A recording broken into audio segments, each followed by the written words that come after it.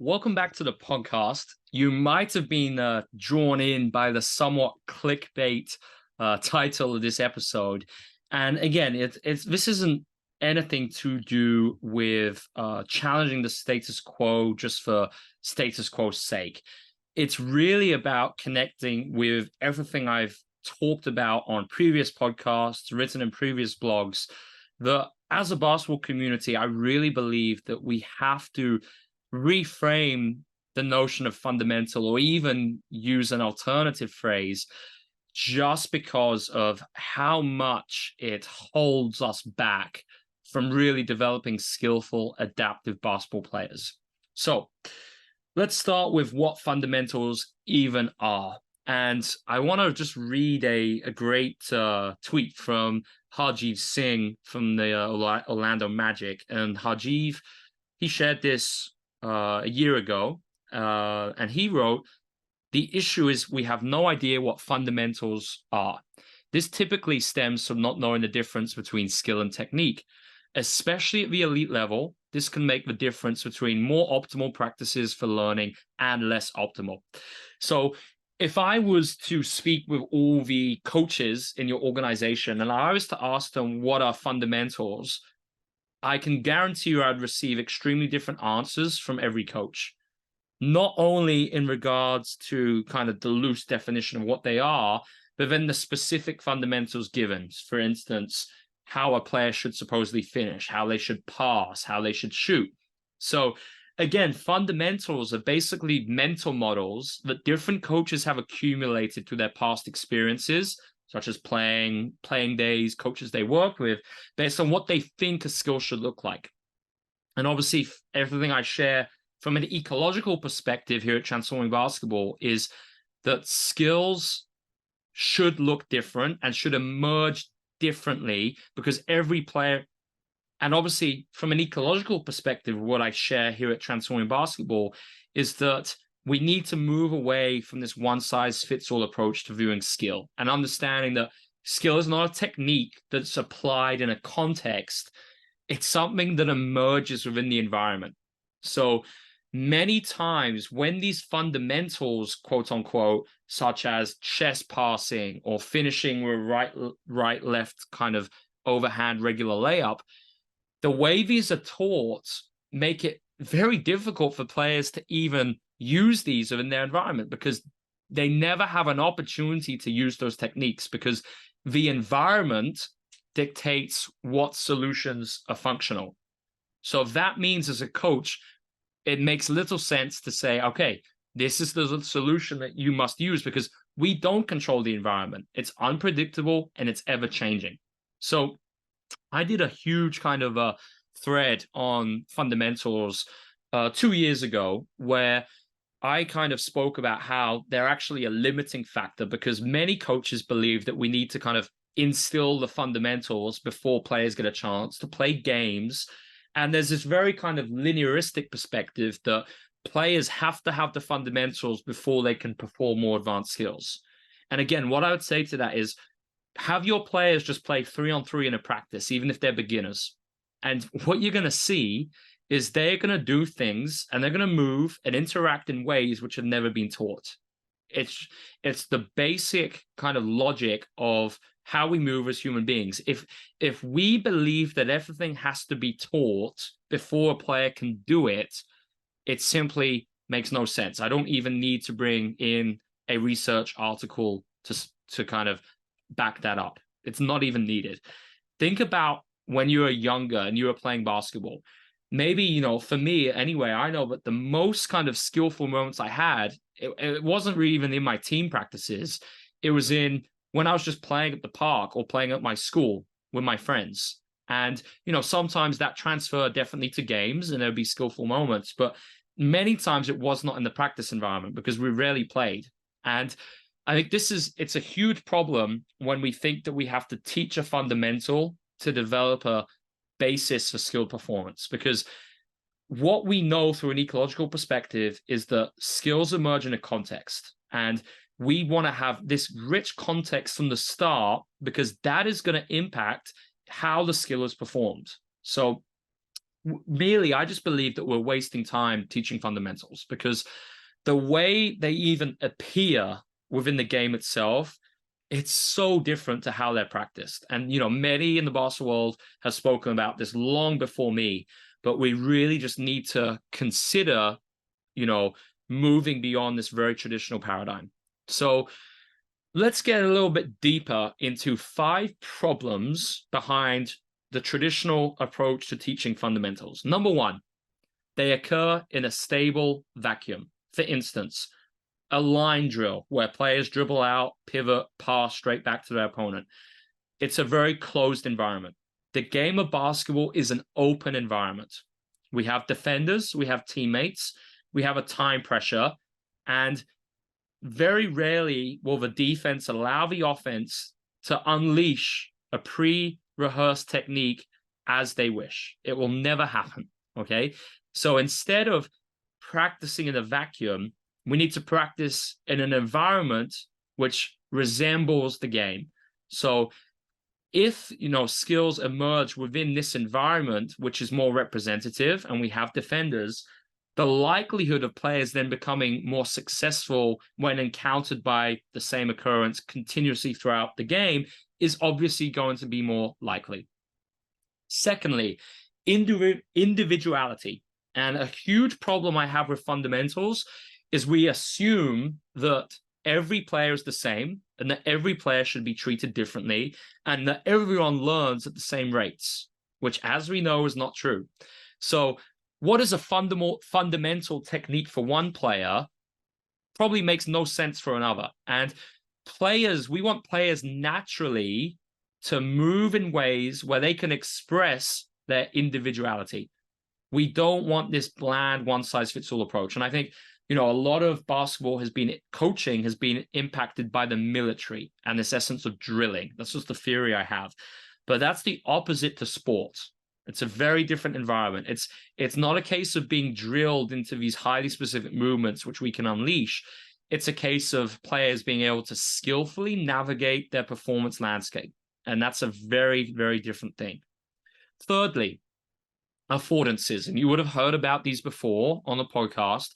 Opportunities or invitations for action. So the whole reason that players move, even beginners, within a game is because they're perceiving and acting upon affordances that they deem as attractive and aligned with their intentions of scoring the basket. That's the ultimate goal of basketball.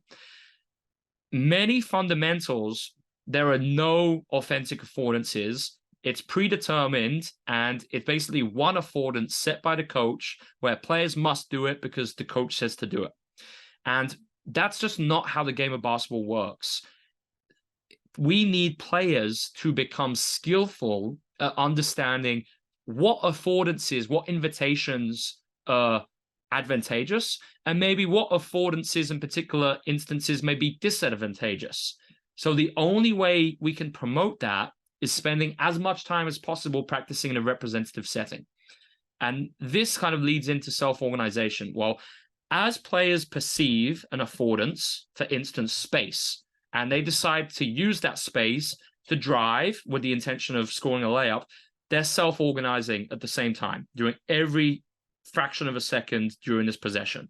So we want self-organization to be natural.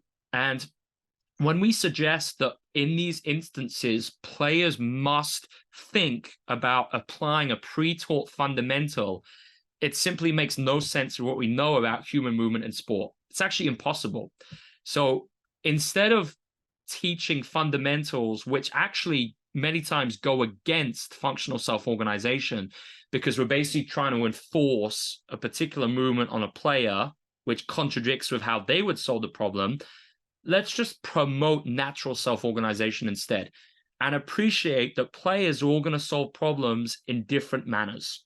And, what we traditionally see in something like a zigzag drill, coaches teach a fundamental movement such as a step slide technique and this defensive slide. But that never happens in a game. Why? Because players are self-organizing naturally. And if they were to do a step slide movement, well, obviously the dribbler would just drive past them immediately. It would never work. So instead of fighting this urge, let's promote opportunities for effective self-organization to occur through constraint manipulations versus trying to apply these taught patterns, which players will simply not even be able to apply in the first instance. And obviously, a classic example to that too would be something like the chess pass, which is never kind of performed within the game as it would be practiced in a passing line.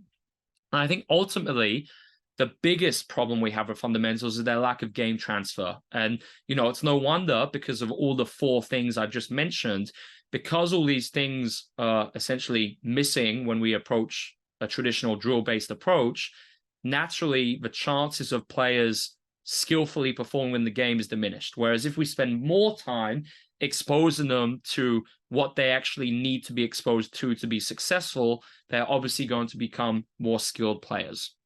So let's bring in some paper. Let's bring in a research paper just to support some of the ideas I've shared in this episode. So I'm going to use a paper by Renshaw and co. based on advice for pracademics on how to apply ecological dynamics theory to practice design. So I'm going to read this excerpt. Notably, the CLA and the nonlinear pedagogy have garnered significant attention among academics and practitioners to explore their use in supporting skill development. These pedagogical approaches are underpinned by the framework of ecological dynamics, where there is an emphasis on examining and accounting for interaction among constraints to understand the emergence of movement skills.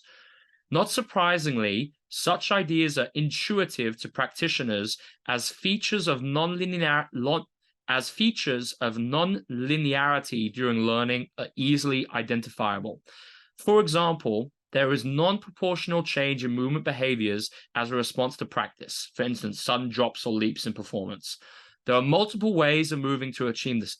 There are multiple ways of moving to achieve the same performance outcome, with learners responding to changes in constraints and the infusion of practice variability to support exploratory behaviors among learners. So let's unpack that in basketball terms. I think the first thing to look at there is how skills and what skills really are, they're emergent features. So again, if we believe that fundamentals are taught techniques which players can kind of hold on to and store within their body, well, that goes against the science of what skills actually are, because skills emerge. So there's no such thing as possessing or owning a skill. And that's very difficult to grasp, because this idea of fundamentals has been so ingrained that the more we repeat them, the more players will be able to bring them out in the game. But actually, it doesn't work like that. So the second part is learning is nonlinear. And again, this is kind of the biggest contradiction to a linearized pedagogy, aka fundamentals, because, one player might make a huge jump in one practice within one small-sided game, whereas another player might learn very differently. And then the next practice, the same player who learned really well might make a huge regression. That's learning. That's the nature of what learning is. So if we believe that, there's a very kind of gradual relationship between the more practice we do, the better a player gradually becomes, it's completely kind of at odds with this approach. And, that's why coaches do fundamentals. They believe that the more they do them, over time, the better their players will be. But if learning is a nonlinear process, then why do we adopt that approach? And I think the last part of this, which I wanted to pick out, is how there are multiple ways of moving to achieve the same performance outcome. And this is probably the biggest one which challenges the notion of fundamentals, because instead of one fundamental which was applied in a specific moment in time, we want players who are functional, who can move in different ways, finish, pass in different ways, versus just applying one pre-taught fundamental in that specific moment. So some common kind of rebuttals that I receive are, well, how can a beginner dribble well in the game if they're not explicitly taught it through static dribbling? Well, again, this is where we have to creatively use the CLA. And I'm not suggesting that we go to a complicated 1-on-3 task or even a 1-on-1 straight away, which is unconstrained with live defenders. It's going to be very challenging. We got to find and create activities where players can dribble in a functional manner, which is not too challenging for them, even if they're a beginner. So an easy example is dribble tag. Even beginners will have fun and start to develop their dribbling solutions in a dribble tag game. So now you got to think, all right, what are some different ways we could play dribble tag? And if we start thinking about that, very quickly you might have 10 different activity ideas with additional constraint manipulations, which we can use as an alternative to fundamental dribbling drills, such as dribbling through cones and static dribbling. Another one I receive is kind of these kind of go in tandem. Number one, the CLA should be used after players have first developed good fundamentals. And secondly, teach the fundamentals first, as these provide the basis for players to become more skillful. And again, it's just the whole essence of learning being non-linear kind of really challenges these kind of beliefs. And it's a case of, I'm not suggesting for one moment that I don't believe technique is not important. It is important, but we don't need to isolate it to develop technique. And technique should be functional, and players should be able to use lots of different techniques and improve them while still having some type of context, aka a live defender in some form.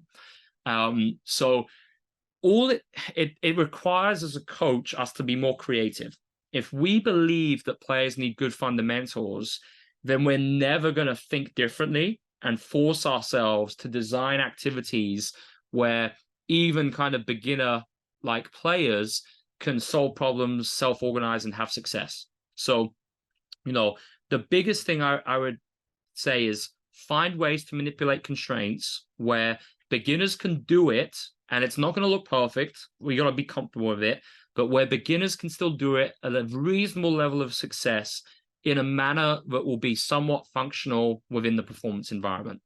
And of course, the last one we get is the best players in the game believed in fundamentals. And again, this is just survivorship bias. And the CLA didn't exist when many of these players were growing up. So if we adopt that mindset, well, the basketball world will never change and it will never advance. And players will never receive the chance to know what they could have been if they actually trained in an alternative manner. So this concept of functionality is really important because I believe this is how we move on from fundamentals. And personally, I don't use the word fundamental anymore because I don't think it can be salvageable. And I want to come on to that in the next example. So we want functional. And I've got for those of you following on YouTube, I have a diagram here of one of Mike McKay's diagrams, his famous diagrams with the fountain pen ink. I love them, learned a lot of these over the years, which he shared on Twitter. So he's got this diagram of the traditional fundamental on the left, chest pass, bounce pass, overhead pass.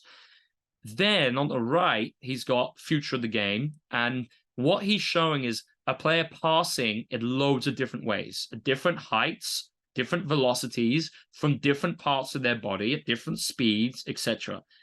And this is essentially the concept of functionality. And if the pass solves the task, aka it goes to the intended player in a good location at the right speed, then it's functional. So we need to instead promote players and create environments where players can become skilled passers doing all these things versus just teaching one chest pass over and over again.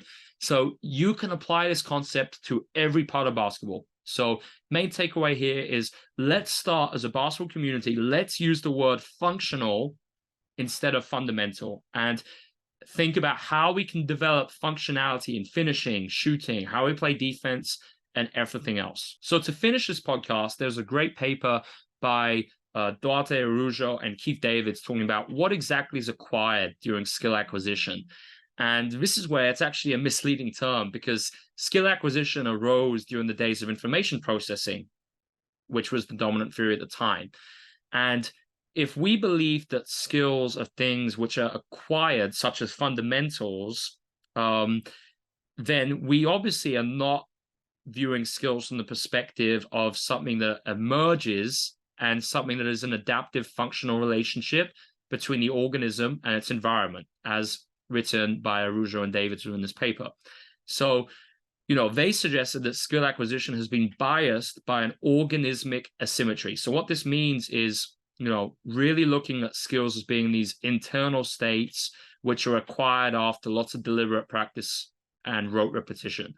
So if we think about skills instead of things that are acquired, think about skills as adaptive entities. So instead, think about skills as adaptive Instead, think about skills as elements which are adaptive and ever changing as players continue to interact within their environment. So let's move away from fundamental and let's really find ways to, within our practices, promote variability and promote functionality. So if you see a player who maybe resorts to the similar techniques over and over again, we know that we need to do something to get them exploring different solutions. And again, this is where we can use the constraint-led approach. So even if we have young players, they will have a huge benefit for the rest of their careers if they can learn to perform skills in different ways. And it's exactly the same for professional players. If they're very robotic in movement and they've only been taught these, very specific things in player development, then it's not increasing the odds of them becoming a better performer within their game environment. So it applies everything I've shared today. It applies to the practice environment, the game environment, and for players of all levels of the game from beginner to professional. Thanks for listening to the podcast, and be sure to tune in for another episode as we continue to unpack the application of contemporary skill acquisition ideas within the basketball world.